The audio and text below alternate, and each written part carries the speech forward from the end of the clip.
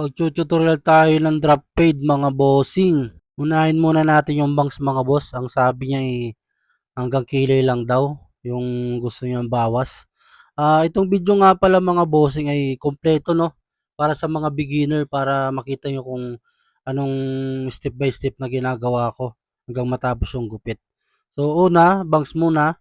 Pangalawa, puputulan ko yung taas. Yan.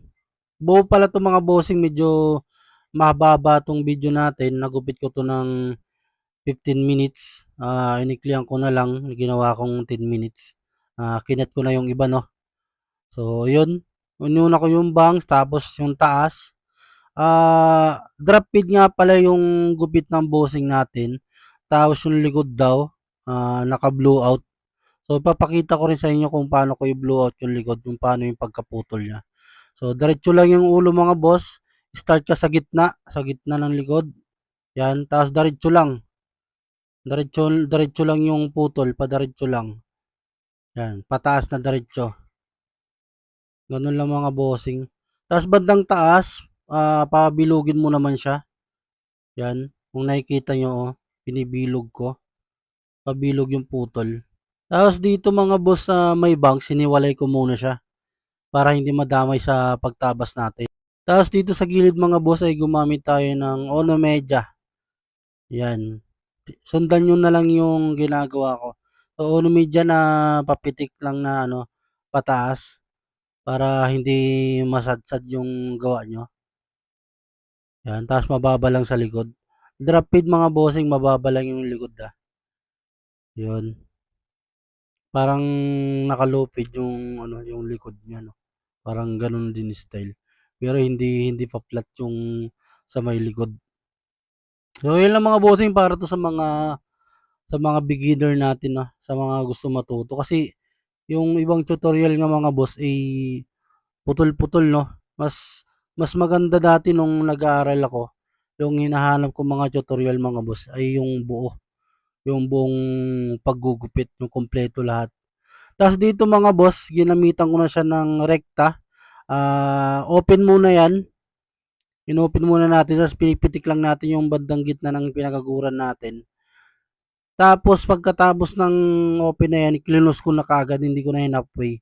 Close na kaagad. Tapos diretso na tayo dyan mga boss, overcome. Para siyempre malinis na agad natin yung gilid. Yan, overcome na agad tayo dyan.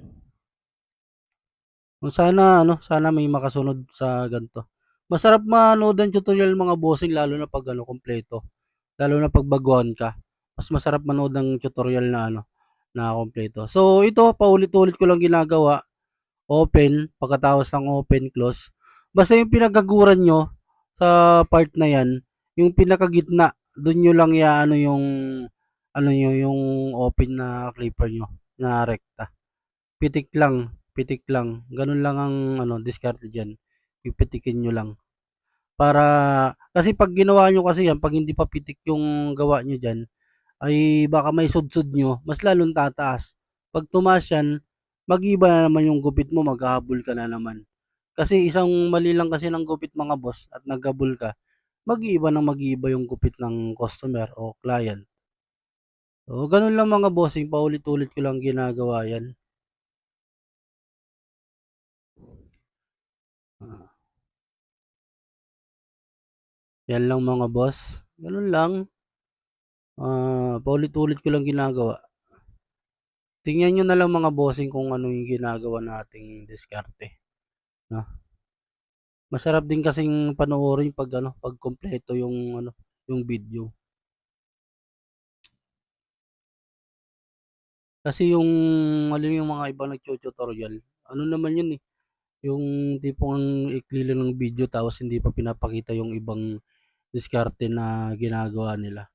Minsan bago nila videohan yung finished product, inaayos muna ulit, rini-retouch ulit yung gupit, baka may mali. Ganun na ginagawa nila. So dito sa ating mga bossing kompleto, mula sa pagbawas ng bang sa taas, sa paggawa ng blowout sa likod, yun, kompleto yung gagawin natin. Kagaya ng sabi ko, diretso overcome yan, no? Panoorin niyo lang hanggang dulo mga bossing lalo na sa mga baguhan. Pagkatapos ng ano niyan mga bossing, pagkatapos ng ginagawa kong rekta na 'yan, ay dadako tayo dun sa ano, pupunta tayo dun sa detailer. Detailer naman para mas malinis yung baba mismo. Hindi na natin kailangan ahitin 'no.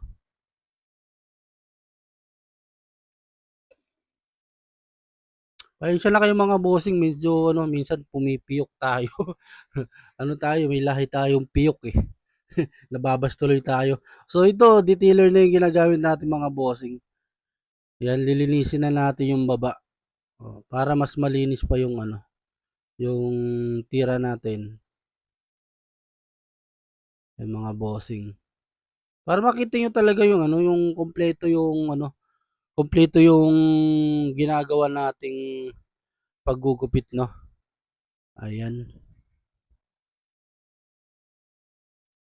So mga bossing ginamitan din natin ng finisher 'no, para hindi na natin kailangang ahitin.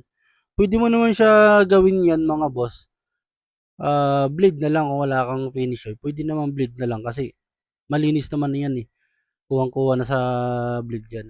Tapos gumamit na tayo ng ano, mga bossing 0.5.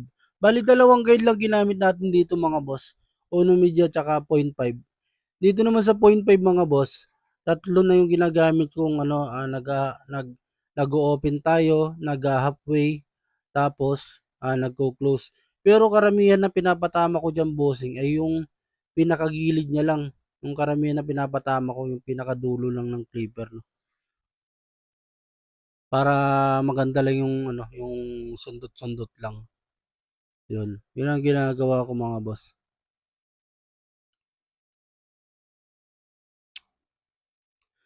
Sa pagdating kasi sa ano mga bossing, sa mga gupit, depende yan sa request ng client, eh. 'Pag sinabi namang drop feed na medyo mataas yung side, para ayaw niyo ng mga bulky sa gilid, puwede yun. Puwede natin itaas yung hagod o gamitan mo ng tres, puwede yun, nasa kliyente yun. Pero yung iba kasi ayaw nila ng mga ano, ayaw nila ng mga matataas na gupit sa gilid. So, nasa kliyente pa rin talaga yung ano, yung, desisyon. Tapos dito mga boss, ginamitan natin ng, tuning scissor mga bossing, 'yan. Tapos ipapakita ko na rin sa inyo na ano, diretso na natin siyang ite-textured, na gamit lang yung tuning scissor mga bossing. So ayun, binalik ko na yung hiniwalay natin kaninang bangs, te-textured na natin siya. Padiretso lang yung pagkagupit mga bossing, gano'n lang para mai-textured natin. Same lang din sa likod mga boss, padiretso lang din yung ano natin.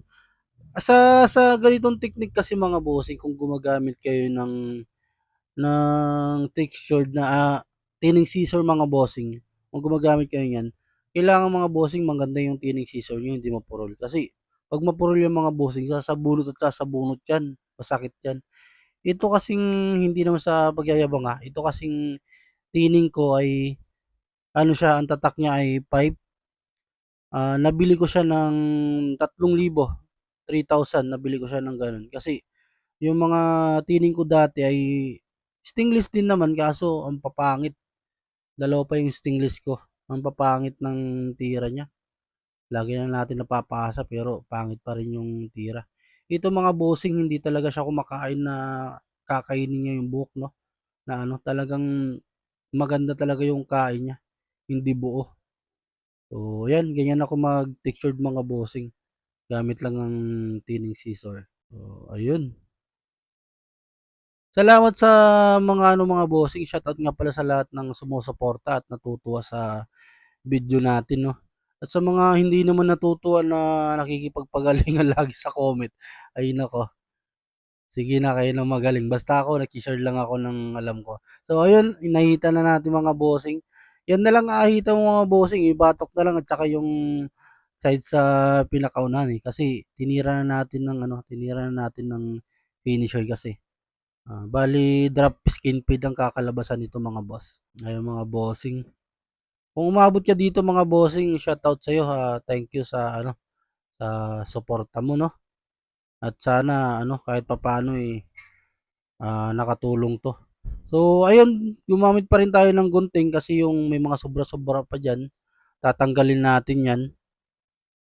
Pero konti lang naman, konting ano lang, konting parang hilamos na lang 'to, yung sinasabi naming hilamos. At ito na yung result ng ginawa natin mga bossing. Ayun, naka-blue out pa yung likod. Drop fade, skin fade mga boss. So, ayun lang mga bossing, salamat sa mga nanood. Pa-follow na lang para sa marami pang tutorial mga boss. Yun lang, thank you.